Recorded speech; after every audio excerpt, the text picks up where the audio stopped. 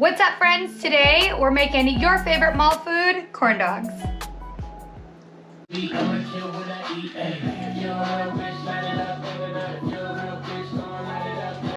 Corn dogs, an American classic, whether you like them sweet or spicy. The great thing about this recipe is that you can make a bunch of them and then freeze them afterwards so that you always have your favorite corn dogs on hand when you're craving one instead of having to buy one flavor at the grocery store. So what we're gonna do first is get all of our dry ingredients together and mix those up. That's gonna be flour, cornmeal, baking powder, salt, paprika, and cayenne. And I like to give that a really good mix. And as you guys know, I like my food a little spicier, so I do put a little bit more cayenne than maybe most people would into the batter. And then in a separate bowl, we can mix up our wet ingredients. So here I'm using half and half, as well as a little bit of honey and 1 egg.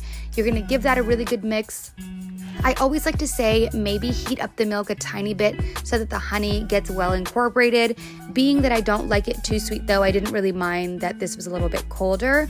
But if you do want your batter a little sweeter, then I'd recommend heating up the honey, heating up the milk, just so that it kind of gets in there a little bit more. Then get your oil on the stove. You're gonna heat that to 375, and that's what we're gonna be frying our corn dogs in. Mix together your wet ingredients and dry ingredients until you form a batter. Now, if your batter comes out too thick, that's okay. You can always add a little bit more milk or a little bit of water to loosen it up. And what we actually do with this batter is we put it in a cup so that we can dunk the hot dogs in like straight in, and you don't have to really worry about coating it too much.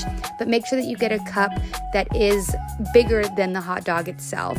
So as you can see, I was putting the hot dogs on the sticks here. I forgot to buy popsicle sticks, so I just went with some leftover wooden chopsticks that I had in the drawer.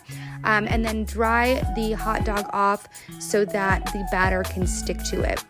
Now, there isn't really much of a technique here. You're just kind of dipping it in the batter, taking it out, and then adding it to your hot oil. So once I get it in the oil, you're gonna see that I'm constantly spinning it. Unfortunately, because of the way that this batter works, they do float. So you could probably drop it in there and then try and turn it. But I just found it was way easier to just constantly spin it in the oil so that it was being really evenly cooked. And these really probably only took maybe a minute or two until it comes out that nice golden brown color. Then serve those up with your favorite dipping sauce and enjoy. If you like this recipe, let me know what you think in the comments.